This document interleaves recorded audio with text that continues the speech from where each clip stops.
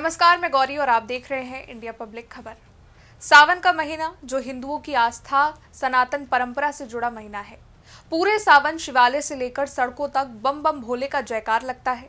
महादेव की महिमा और महादेव को समर्पित इस महीने से लोगों की आस्था जुड़ी है और उसी आस्था का एक हिस्सा है कावड़ यात्रा। दूर दूर से शिव भक्त गंगा जल लेकर मंदिरों पर जाते हैं भोलेनाथ का जलाभिषेक करने। कोई 150 किलोमीटर की पैदल यात्रा तय करता है तो कोई 500 किलोमीटर।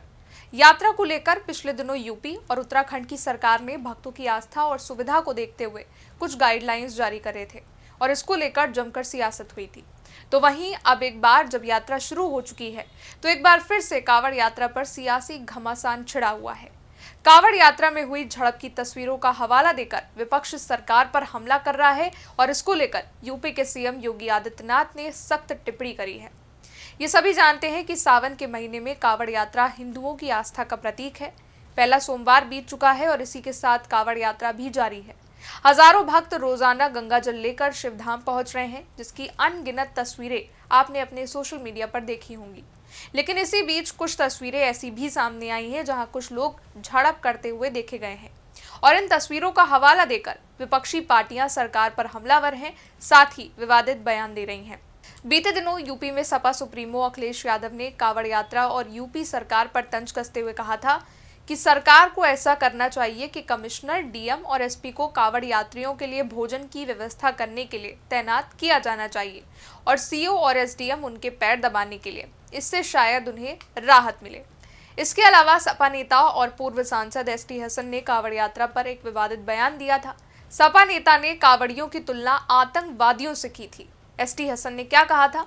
एसटी हसन ने कहा था, क्या इनमें और उन आतंकवादियों में कोई फर्क है जिन्होंने धर्म पूछ के पहलगाम के अंदर गोलियां मारी थी? ये भी एक तरह के आतंकवादी हैं और वो भी आतंकवादी थे। ये लोग देश के दुश्मनों से मिले हुए हैं जो देश के अंदर शांति नहीं चाहते हैं और हिंदू मुसलमान करके आबादी को बांटना चाहते हैं ताकि देश कमजोर हो। यही नहीं, समाजवादी पार्टी सांसद राजीव राय ने भी कावड़ यात्रा को लेकर विवादित बयान दिया। राजीव राय ने कहा, बेरोजगारी के कारण बड़ी संख्या में युवा इस धार्मिक यात्रा में हिस्सा ले रहे हैं। कावड़ियों के पास काम नहीं है, इसलिए इनके पास बहुत समय है। अब लगातार आ रहे इन विवादित बयानों को लेकर यूपी के सीएम योगी आदित्यनाथ का बयान भी सामने आया है। सीएम योगी आदित्यनाथ काशी पहुंचे थे, जहां उन्होंने कावड़ यात्रा पर राजनीति करने वालों को आड़े हाथों लिया।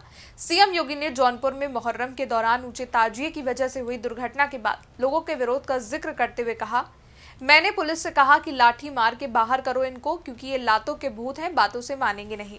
मुहर्रम का हर जुलूस उत्पात, आगजनी और तोड़फोड़ का कारण बनता था।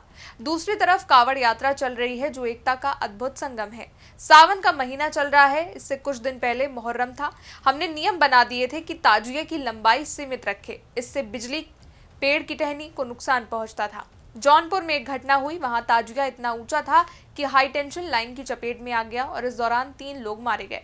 बाद में मुस्लिम समुदाय के लोगों ने बवाल किया और रोड जाम कर दिया। आज कावड़ यात्री भक्ति भावना से चलते हैं। 200 से 400 किलोमीटर कावड़ को कंधे पर लेकर चले जाते हैं। कोई बवाल नहीं होता, लेकिन उनका भी मीडिया ट्रायल होता है। उन्हें उपद्रवी, आतंकवादी तक बोला जाता है।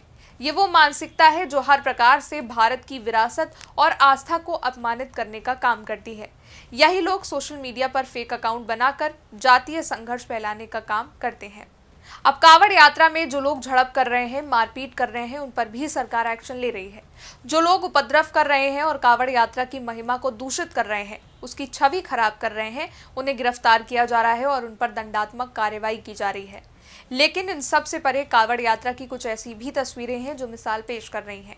कोई देश की सेना के लिए कई 100 किलोमीटर कांधे पर कावड़ लेकर जा रहा है तो कोई महिला अपने दिव्यांग पति को कांधे पर लेकर कावड़ यात्रा कर रही है। कोई बेटा अपने माँ बाप को कावड़ पर बैठाए भगवान शिव का जलाभिषेक करने के लिए जा रहा है तो कोई अपने सास ससुर की लंबी उम्र के लिए कावड़ लेकर जा रहा है। कोई अपने पूर्वजों को कावड़ समर्पित कर रहा है और ऐसे एक नहीं, अनेक शिव भक्त हैं। वास्तव में कावड़ यात्रा इस भक्ति, शक्ति और आस्था का ही समागम है। वहीं ऐसे पावन अवसरों पर भी कुछ राजनेता सियासी रोटियां सेकने से बाज नहीं आ रहे हैं। इस पर आपकी क्या राय है, नीचे कमेंट सेक्शन में बताइएगा। वीडियो को लाइक कीजिएगा, शेयर कीजिएगा, चैनल को सब्सक्राइब कीजिएगा। शुक्रिया।